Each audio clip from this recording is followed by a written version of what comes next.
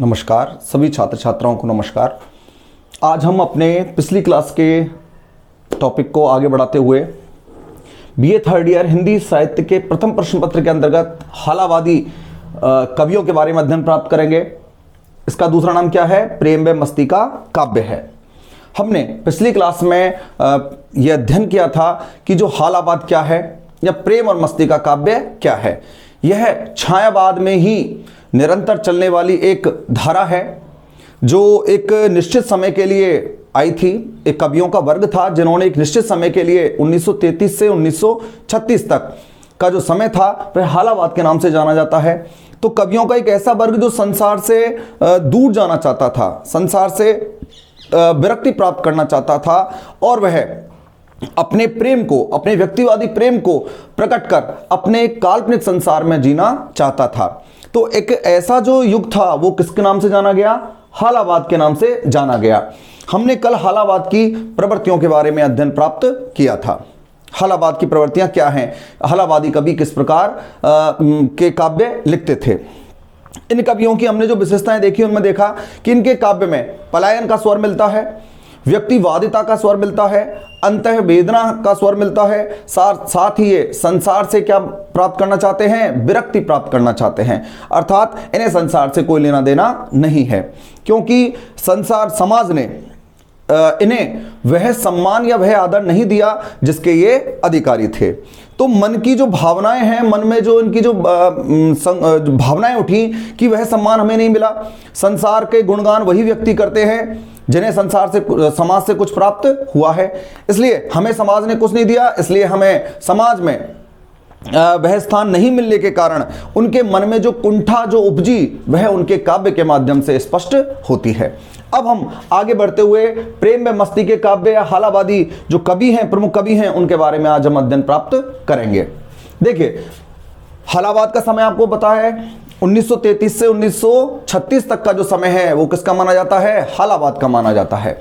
हालावाद के प्रवर्तक कौन हैं? हरिवंश राय बच्चन हैं। अब इनके प्रमुख कवियों के बारे में पढ़ते हैं। प्रमुख कवि पहले आते हैं हरिवंश राय बच्चन, जो क्या हैं? हालावाद के प्रवर्तक भी माने जाते हैं। इनकी रचनाओं के बारे में देखें, इनकी कौन कौन सी रचनाएं रही हैं। मधुशाला,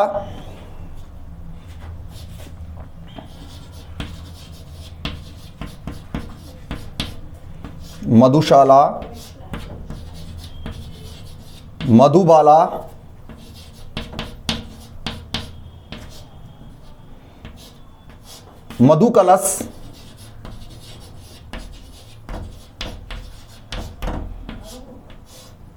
मधुकलश, एकांत संगीत,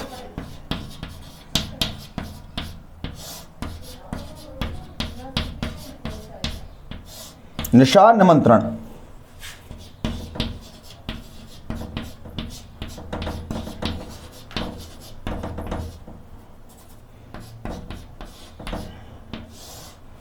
ये इनकी प्रमुख रचनाएं हैं। मधुशाला, मधुबाला, मधुकलश, ये हालावाद को चर्चित करने वाली रचनाएं थी जिनके कारण कुछ समय तक हालावाद जो है चर्चा का विषय बना रहा। एकांत संगीत, निशा निमंत्रण इनकी अन्य प्रमुख रचनाएं हैं। तो हम देख रहे हैं हालावादी कवियों में सबसे पहले कौन आ रहे हैं? हरिवंश राय बच्चन आ रहे हैं। कि हरिवंश राय बच्चन की जो प्रमुख रचनाएं कौन कौन सी हैं? मधुशाला है, मधुबाला है और मधुकलश है, एकांत संगीत और निशा निमंत्रण है। हमें पाठ्यक्रम में पूछा जा सकता है कि हालावादी कवियों की किन्हीं दो रचनाओं के नाम लिखिए। तो किन्हीं भी दो रचनाओं के नाम लिखने के साथ हम किसी भी कवि के बारे में या हालावाद के प्रवर्तक के बारे में पूछा जा सकता है, तो हम इसका जो उत्तर है आसानी से दे सकते हैं। अगले कवि आते हैं अपने इस काव्यधारा में, भगवती चरण वर्मा।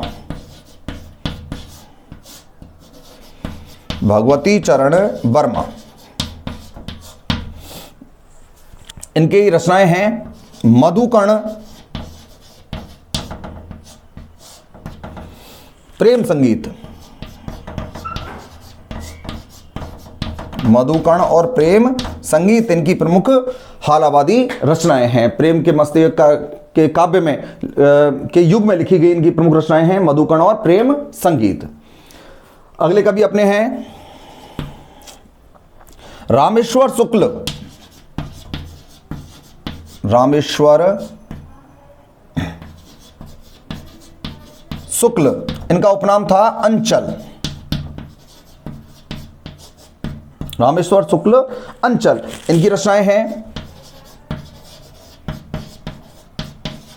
मधुलिका, अपराजिता। अपराजिता। इन्हें जो शुक्ल जी हैं, रामेश्वर शुक्ल अंचल है, इनकी रचनाओं का क्या नाम है? मधुलिका है और अपराजिता है। इन्हें हिंदी में यहां इधर लिख देता हूं मैं, मासलवाद, मासलवाद का प्रवर्तक भी माना जाता है, क्योंकि इनकी जो कविताएं हैं, इनके जो काव्य है, उसमें एक तरह से मादकता का और एक शारीरिक सौंदर्य से जुड़े हुए भावों का बहुत ही विशिष्ट वर्णन मिलता है। इसलिए इन्हें क्या माना जाता है? हिंदी में मासलवाद का प्रवर्तक किसको माना जाता है? रामेश्वर शुक्ल अंचल को। और किस काव्य धारा से जुड़े रहे हैं ये? प्रेम और मस्ती के काव्य हालावाद से ये जुड़े हुए कवि रहे हैं। आगे देखते हैं कि अगले अपने कवि कौन से आते हैं। रामेश्वर शुक्ल अंचल किसके प्रवर्तक हैं? मासलवाद के प्रवर्तक। मासलवाद का प्रवर्तक किसको माना जाता है? रामेश्वर शुक्ल अंचल। और अगले अपने महत्वपूर्ण कवि हैं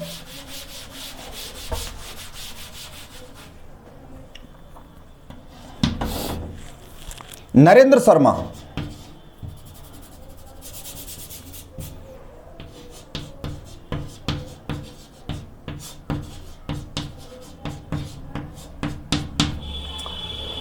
प्रभात फेरी इनकी रचना है। प्रभात फेरी, प्रवासी के गीत,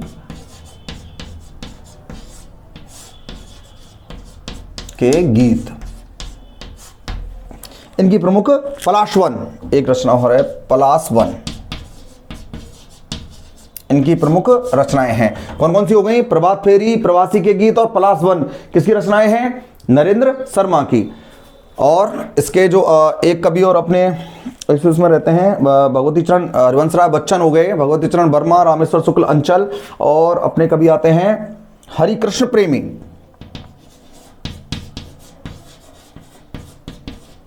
हरिकृष्ण प्रेमी। अग्निगान,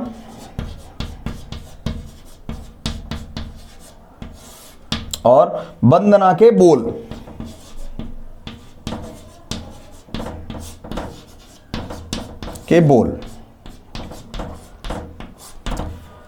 तो ये कुछ अपने प्रमुख कवि थे हालावाद के। क्योंकि हालावादी जो काव्य परंपरा है वह ज्यादा इतनी विस्तारित नहीं रही, और वह क्या हुआ कि एक निश्चित समय 33 से 36 तक का जो समय था इसमें ही सिमट कर रह गई। तो इसके अंतर्गत जो अपने प्रमुख कवि आते हैं, पहले अपने कवि कौन से पढ़े हैं? हरिवंश राय बच्चन, जिन्हें हालावाद का प्रवर्तक भी माना जाता है। फिर हमने कवि पढ़े हैं भगवती चरण वर्मा, इनकी रचनाएं ये हैं मधुकर्ण और प्रेम संगीत है। फिर हमने पढ़ा है रामेश्वर शुक्ल अंचल, इनका उपनाम है, और इनकी रचना कौन सी है? मधुलिका है और अपराजिता है। अब इन्हें क्या माना जाता है? हिंदी में मासलवाद का प्रवर्तक भी इन्हें माना जाता है। अगले कवि कौन से हैं? नरेंद्र शर्मा हैं, जिनकी रचना कौन सी है? प्रभात फेरी, प्रवासी के गीत, पलाशवन इनकी प्रमुख रचनाएं हैं। अगले कवि हैं हरिकृष्ण प्रेमी हैं, अग्निगान और वंदना के बोल इनकी प्रमुख रचनाएं हैं। अब देखिए, हमने पढ़ा है हालावाद के बारे में, तो छायावाद के बारे में, हमारा छायावाद का जो समय चल रहा था उसमें हमें 3 धाराएं दिखाई देती हैं। स्वयं छायावाद की एक अविरल धारा चलती है, जिसमें प्रणय, प्रकृति और सौंदर्य और रहस्य का बहुत ही गहरा प्रभाव हमें देखने को मिलता है। वहीं दूसरी ओर राष्ट्रीय सांस्कृतिक कविता थी, जिसमें स्वतंत्रता संघर्ष में किए जाने वाले कार्यों को कार्यों के प्रति कवियों ने आम लोगों को जागृत करने का प्रयास किया है। तो वहीं और एक ऐसी काव्य धारा भी हमें दिखाई देती है जो कैसी है, प्रेम में मस्ती से भरी हुई काव्य धारा है, जिसे इन बातों से कोई मतलब नहीं है, जो अपने आप में अपने जीवन को अपने तरीके से जीना चाहता है। तो अब हमने छायावाद का यहां तक हमने अध्ययन पूरा कर लिया है। छायावाद का समय हमारा कब तक है, 1918 से 1936।